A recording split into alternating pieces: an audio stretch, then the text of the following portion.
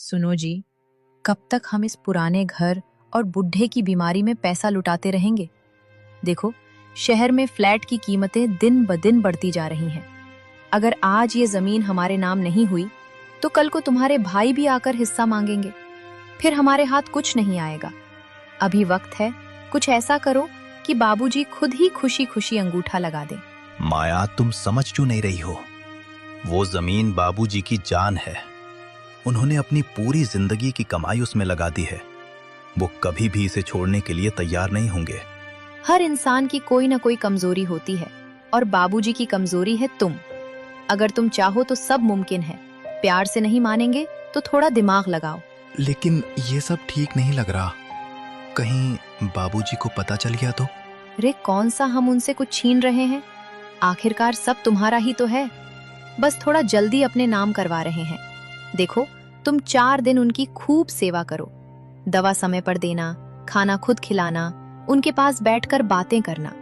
उन्हें ऐसा लगे कि तुम ही उनका सबसे बड़ा सहारा हो। कल पूरी तरह पिघल जाए तो किसी दिन पेंशन या बैंक के बहाने कागज ले आना।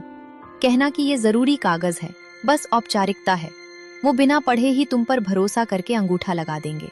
सुनील, पता नहीं मैं सही कर रहा हूं या गलत, लेकिन अगर अभी कुछ नहीं किया तो आगे बहुत पछताना पड़ेगा। यही समझदारी है। वक्त पर लिया गया फैसला ही इंसान को आगे बढ़ाता है। बस याद रखना, भावनाओं में बहकर मौका मत गंवाना। कोशिश नहीं, काम पूरा करना है। पवन, मैंने सुना है शहर वाले बिल्डर गांव की जमीन के करोड़ों दे रहे हैं। ये बुढ़ा तो इसे दान करने की सोच रहा है। क्या हमें सड़कों पर आना है? अभी मौका है, सेवा का नाटक करो और सारी वसीयत अपने नाम करवा लो। ठीक है रागिनी, आज से मेरा व्यवहार बदल जाएगा। नेकीराम जी को लगेगा कि उनका बेटा सुधर गया है। और फिर शुरू हुआ ममता का नाटक। जो बेटे कल तक पानी का गिलास तक नहीं देते थे, ऐसे ही पवन और रागिनी भी अपने पिता से जमीन लेने के लिए एक गहरी साजिश रच रहे थे। आज वो अपने पिता के पैर दबा रहे थे। रामलाल और नेकीराम को लगा कि शायद भगवान ने उनकी सुन ली। रामलाल का घर। सुनील उन्हें बढ़िया खाना खिला रहा है। बाबूजी, आप आराम करो, आपके कष्ट अब मेरे हैं। नेकीराम का घर। पवन उनके लिए नई धोती लाया है।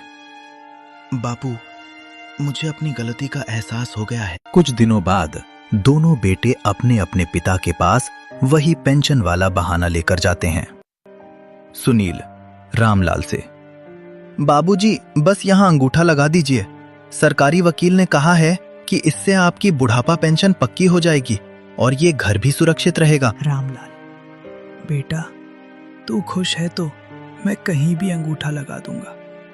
मुझे तुझ पर पूरा भरोसा है। उधर नेकीराम के घर भी पवन यही नाटक करता है और दोनों मासूम बुजुर्ग अपनी पूरी संपत्ति अपने बेटों के नाम कर देते हैं। जैसे ही कागज हाथ में आते हैं, बेटों और बहुओं के चेहरे से नकाब उतर जाता है। मूसलाधार बारिश हो रही है।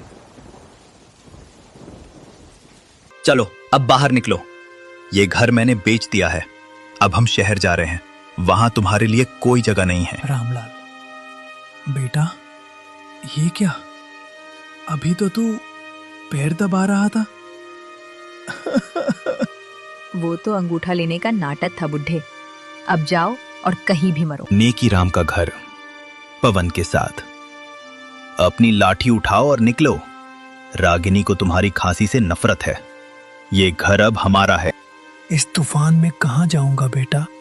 सड़क पे जाओ या शमशान में, हमें क्या। रामलाल अपने घर के बाहर रो रहा है और नेकीराम अपने घर के बाहर। दोनों भीगते हुए गांव के पुराने बरगद के पेड़ के नीचे पहुंचते हैं और एक दूसरे को देख लेते हैं। नेकीराम, तुम यहां इस हाल में? रामलाल भाई, जिसे अपना खून समझा वही पानी निकला। मेरे बेटे ने मुझे सड़क पर फेंक दिया। वही आग मेरे घर में भी लगी है दोस्त। हम दोनों का सर्वस्व लुट गया। अब इस दुनिया में हमारा कोई नहीं सिवाय एक दूसरे के। दोनों बुजुर्ग एक दूसरे का सहारा लेकर अंधेरे में उसी बरगद के पेड़ के नीचे रात बिता देते हैं।